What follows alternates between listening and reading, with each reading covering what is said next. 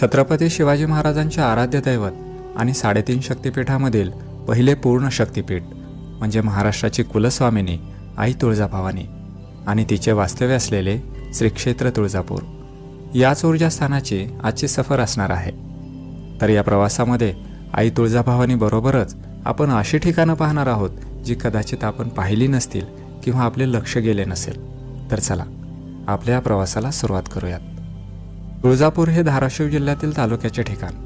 पूर्वी येथे चिंचेचे झाडे जास्त असल्यामुळे याला चिंचपूर या नावाने ओळखले जायचे। तर तुळजापूर या नावाची कथा काहीशी रोमांचकच। कृतयुगात कर्दभ ऋषीच्या पत्नी अनुभूतीसाठी आई भवानी त्वरित धावून आली म्हणून तिला त्वरिता म्हटलं जाऊ लागलं। त्वरिताचं तुळजा आणि तुळजाचं अपभ्रंश होऊन पुढे तुळजा झालं। तर आई तुळजाभवानीचं वास्तव्य असलेलं हे तुळजापूर आणि तुळजापूर हेच नाव आज तागायतपर्यंत आहे। या तुळजापुरात येण्यासाठी महाराष्ट्रातील महत्त्वाच्या ठिकाणापासून महामंडळाच्या बस उपलब्ध असतात। आपण येथे बसने पोहोचतो आणि येथूनच सुरू होतो पायी प्रवास। भाविकांच्या गर्दीने रस्ता ओसंडून जातो तर विक्रेत्यांनी रस्त्याच्या दोन्ही बाजूला दुकाने थाटलेली असतात। आईसाठी प्रिय असलेली कवड्याची माळ येथे जागोजागी दिसते। काहीच अंतरावरील भवानी तीर्थाकडे आपण निघतो। भवानी तीर्थाकडे जाताना परड्यांची रांग दिसते आणि आपण येऊन पोहोचतो भवानी तीर्थापाशी। येथे स्नान करण्यासाठी प्रत्येकी 20 रुपये शुल्क आहे। महिला आणि पुरुषांसाठी येथे वेगवेगळे कुंड आहेत। भाविक येथेच स्नानाचा मनसोक्त आनंद घेतात। स्नानादी उरकून आपण मंदिराकडे निघतो। वाटेतील गणपतीचे दर्शन घेतो आणि येऊन पोहोचतो राजेश शहाजी या महाद्वारापाशी। एरवी याच प्रवेशद्वारातून तुळजाभवानीच्या दर्शनाला जाता येतं, परंतु नवरात्र किंवा गर्दीच्या वेळी दर्शन रांगेचे वेगवेगळे पर्याय उपलब्ध असतात। जसे धर्मदर्शन, ही दर्शन रांग म्हणजे मुख्य दर्शन रांग। या दर्शन रांगेतून आपल्याला थेट तुळजाभवानीच्या गाभाऱ्यापर्यंत जाता येतं। गर्दीनुसार साधारण 4 ते 8 तासात आपलं दर्शन होतं। तर दुसरं मुखदर्शन, यामध्ये काही अंतरावरून तुळजामातेचं मुखदर्शन करता येतं। या दर्शन रांगेत गर्दी कमी असल्यामुळे आपलं दर्शन लवकर होतं आणि ज्या भाविकाकडे वेळेची कमतरता आहे त्यांना सुमारे 300 रुपयात थेट भवानी मातेच्या गाभाऱ्यापर्यंत जाता येतं। आपण महाद्वारातून मंदिराकडे निघतो। काही पायऱ्या उतरून आल्यावर उजव्या बाजूला गोमुख तीर्थ दिसतं। या तीर्थामध्ये गोमुखातून अखंड जलधारा वाहत असतात। तर डाव्या बाजूला काही पायऱ्या चढून आल्यावर कल्लोळ तीर्थ दिसतं। देवी येथे आल्यानंतर जेव्हा या तीर्थाची निर्मिती केली तेव्हा पृथ्वीवरील सर्व उदक तीर्थे या तीर्थात धावून आल्यामुळे त्यांचा एकच कल्लोळ झाला। त्यामुळे या तीर्थाला कल्लोळ तीर्थ म्हणतात। कल्लोळ तीर्थापासून पुढे गेल्यास सरदार निंबाळकर प्रवेशद्वाराच्या डाव्या बाजूला उजव्या सोंडेचा सिद्धिविनायक आहे। कडक आचरण असलेला सिद्धिविनायक नवस्फूर्ती करणारा म्हणून ओळखला जातो। तर या प्रवेशद्वाराच्या उजव्या बाजूला बऱ्याच देवता आहेत। यामध्ये विठ्ठल रुक्माई, गणपती, मारुती, महादेव यांचं दर्शन होतं। सरदार निंबाळकर प्रवेशद्वारातून आतमध्ये आल्यास एक छोटेखानी मंदिर दिसतं। या मंदिराच्या समोरच यज्ञकुंड किंवा होमकुंड आहे। येथे होम हवनाचे कार्य केले जाते। येथे भाविकांसाठी होमाचा अंगारा किंवा भस्म मिळतो। तर प्रथेनुसार येथे अजाबली दिला जातो, म्हणजे बोकडाचे तलवारीने 2 भाग करून त्याला होमात टाकलं जातं। ही प्रथा अंगावर शहारे आणणारी आहे।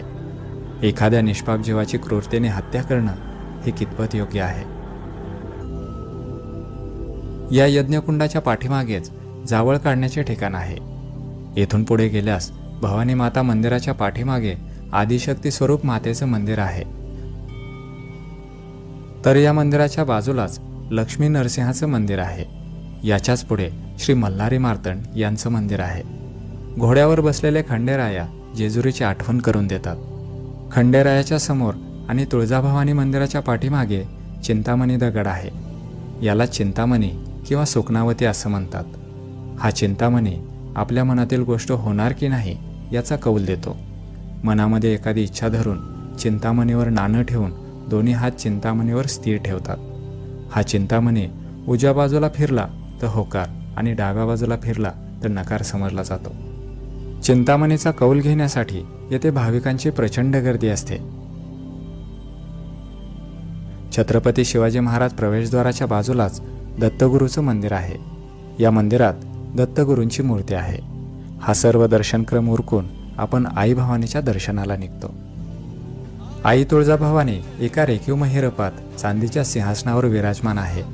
मस्तकावर सोन्याचा मुकुट, कपाळावर हळदीचा मळवट, त्यावर कुंकू, नाकात नथ, गळ्यात सौभाग्यालंकार आणि अंगावर भरजरी वस्त्र, असं भवानी मातेचं रूप तेजस्वी दिसतं.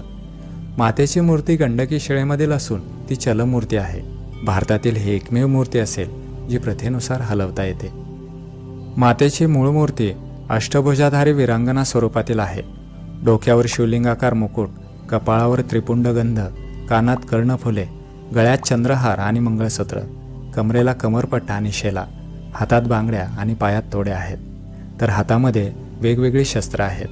त्यामध्ये उजव्या हातात चक्र, बाण, खडग आणि त्रिशूळ, तर डाव्या हातात शंख, धनुष्य, पानपात्र आणि महिषासुराचं शेंडी धरलेलं मस्तक आणि त्याखाली महिषासूर. मातेच्या खांद्याजवळ सूर्य आणि चंद्र आहेत.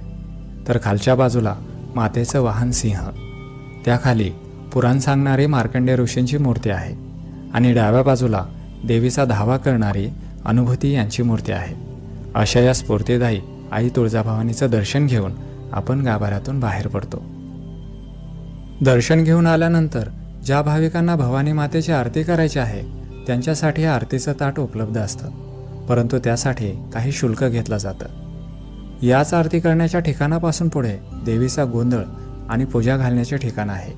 येथील गोंधळी काही शुल्क आकारून देवीचा गोंधळ आणि पूजा घालून देतात. तर याच्या समोरच देवीला नेसवलेली वस्त्र प्रसाद म्हणून मिळतात, परंतु त्यासाठी काही देणगी रक्कम द्यावी लागते.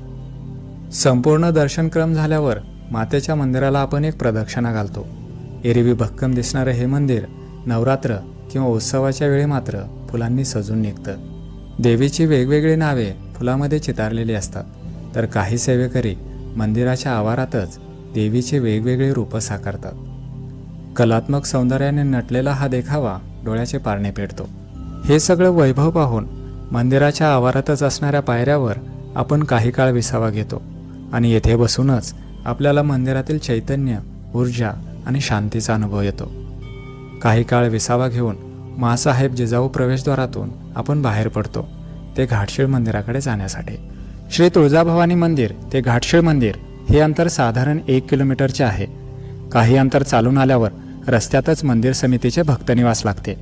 येथे परवडणाऱ्या दरामध्ये भाविकासाठी रूम उपलब्ध असतात. तर यापुढे काही अंतर चालून आल्यावर महाराष्ट्र पर्यटन विकास महामंडळाचे पर्यटक निवास आहे. येथेही राहण्याची उत्तम सोय आहे आणि येथून थोडं पुढं गेल्यास घाटशीळ मंदिर आहे.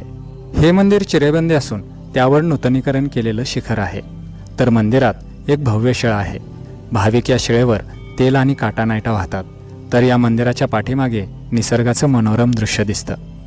या ठिकाणाची दंतकथा अशी सांगितली जाते की कृतयुगात मार्कंडेय ऋषीच्या गायीच्या खोरात एक शिळा अडकली. मार्कंडेय ऋषीने ती काढून येथे टाकली. पुढे राम अवतारात सीतेच्या शोधासाठी प्रभू श्रीराम येथे आले. त्यांची परीक्षा पाहण्यासाठी पार्वती माता सीतेचं रूप घेऊन या शिळेवर प्रगट झाली. परंतु प्रभू श्रीरामाने पार्वती मातेला अंतर्ज्ञानाने ओळखलं आणि म्हणाले, तू काय येथे?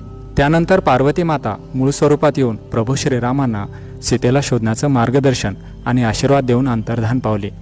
तेव्हापासूनच या शिळेला तुकाई असं म्हणतात, ते आजतागायतपर्यंत.